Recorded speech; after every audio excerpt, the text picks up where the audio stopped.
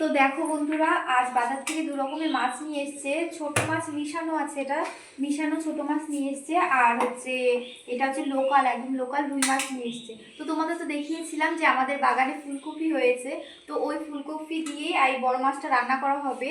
তো আজ রান্নাটা মাই করবে, আর আমি এগুলো সব মাছগুলো ধুয়ে বেছে স্নানে যাব।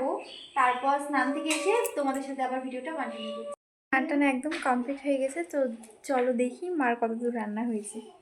স্নান থেকে এসে দেখি মার এখনও কিছুই রান্না হয়নি, কারণ মা কিছু কাজ করছিল, তাই দেরি হয়ে গেছে। আর ঘুরতে কিন্তু 1:30 বাজে, আর সবাই 2টোর মধ্যেই খেতে আসবে।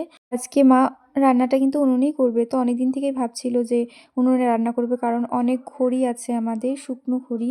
তো ওগুলো দিয়ে রান্না করলে খড়িটা শেষ হয়ে যাবে। আর করবে করবে করে না করাই হচ্ছিল না, তাই মা বললো যে আজকে রান্নাটা উনুনেই করব। আর আমাদের সেদিন খেতে অনেক লেট হয়ে গেছিলো, প্রায় 4টাই বেজে গেছিলো।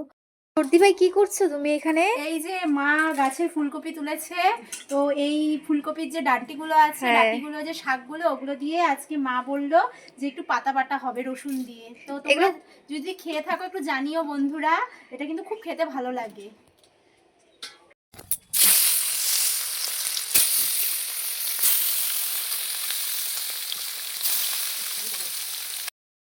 তো এখন দুপুর 2টোর মতো বেজে গেছে, তো মেয়েকে খাইয়ে দেবো। ওর জন্য করেছি মাছ ভাজা, আর এখানে আলু ভাজা করে দিয়েছে মা।